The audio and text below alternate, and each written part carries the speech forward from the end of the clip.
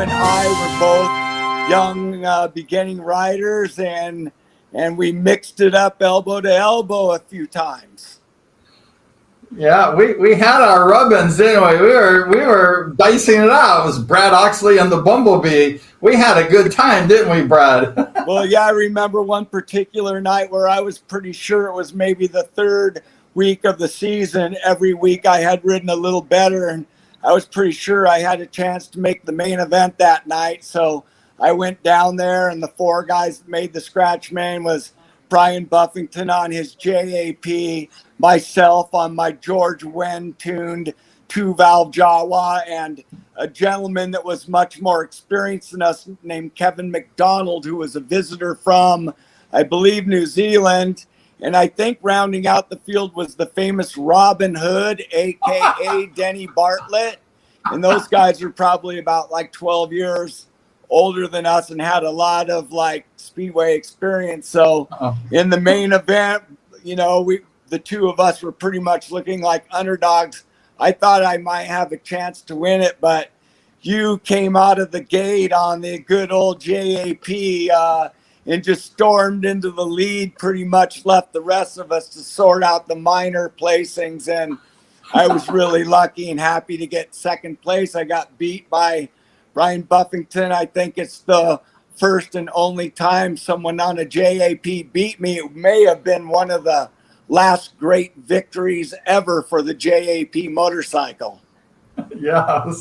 Brad and I had some good experiences before he became famous and raced in Europe for a couple of years.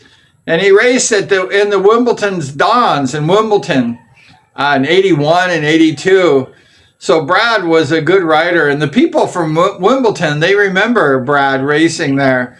But before Wimbledon, Brad and I were racing, and we raced at this little quirky track. It was in San Diego, California. I had an interview with Brad, and we talked about it. We reminisced the old times at the Otay Mesa, San Diego, California.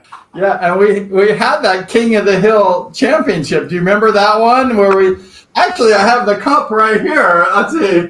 I got the cup. I don't know if I can get it. It's very hard. This was the cup that almost went to Brad. I got my racing gloves inside of here. Let me get my gloves out of here. I missed out on that one big time. We had a chance to have this like King of the Hill match race championship. Every week we had a championship race called King of the Hill. And if you won, you stayed King of the Hill. And if you lost, you had to win the scratch main to qualify to be the king, to competition, to race for the king next week. Do you remember this one or not? I just remember you beat me a bunch of times down there, and it just made me try and work even harder. Yeah, we had that King of the Hill match race championship. And actually, Brad, you were number one in points, and I was number two.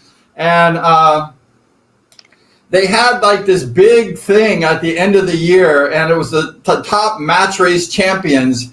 And you were actually number one, like I mentioned, in points. And I had actually gone to Bakersfield, and I was racing a first division handicap in Bakersfield. So I left a few weeks and came back, and you took my number one spot. And I had to race Larry Costa for the number 2 and number 3 spot to find out who's going to be eliminated so we could race Brad Oxley. And then I happened to beat Larry Costa.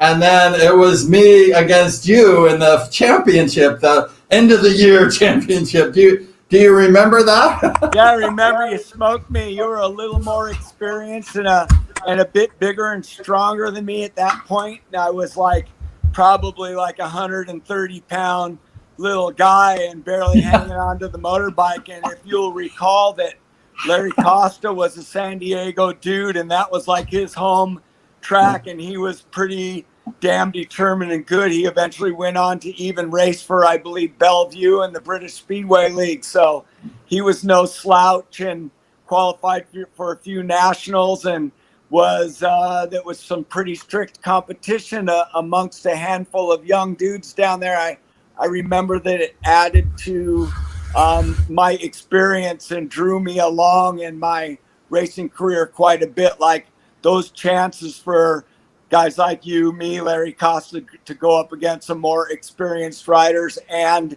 be the main event really taught me a lot of lessons, you know, about racing under pressure and all that stuff. And I'm sure now we would consider it a little funky and it was a little bit backyardish and everything, but it was a big deal at the time. And I remember when I won one particular night, I won like $105, and I took my dad and George Wynn to dinner at Bob's Big Boy or Denny's or something like that. And I'll just never forget those times. And I think when you're first starting your racing career, things happen to you and it unfolds so quickly if you have a little talent that it just really sticks in your mind more than all of the other races you do from there on. Yeah, it was the beginning. It was the genesis of our Speedway career. Brad and Brian, it was raw. It was like ornate. It was down by the Mexico border. We would see the Mexicans jumping over the fence and we'd have to lock our pit boxes, our tool boxes, so the Mexicans didn't steal our tools. It was great. Yeah, Speedway 117 was literally right on Highway 117, which runs past Brown Airfield. Used to be a military airfield, but now it's a place where if you're flying from Mexico into the States, you have to land for customs. And like I said, it's all different now. It's not even Highway 117 anymore. Now it's called the 905, and it's a big, major interstate type thing leading like all the truck traffic from Mexico into Southern California. But at that time, it was just a little 2-lane highway, and the back straightaway of the racetrack was literally the border. Thank you, Jaylene. You're an angel. Bring Brad back. I'm a total technophobe. So like, this is the most time I've been on the phone probably in the last year. Well, thank you so much for doing that. And so when you fly in from Mexico, you have to fly by like that area, and then you have to land, and then you have to be inspected, the airplane and things like that, and then they let you go. Is that how it works? I didn't know that. Exactly how it works. So anywhere from Mexico, you land in Mexicali, or Brown Field is a favorite because it has a good setup for private aviation, and they check you in with the Border Patrol, and then you're able to take off and go to your U.S. destination. Oh, very good.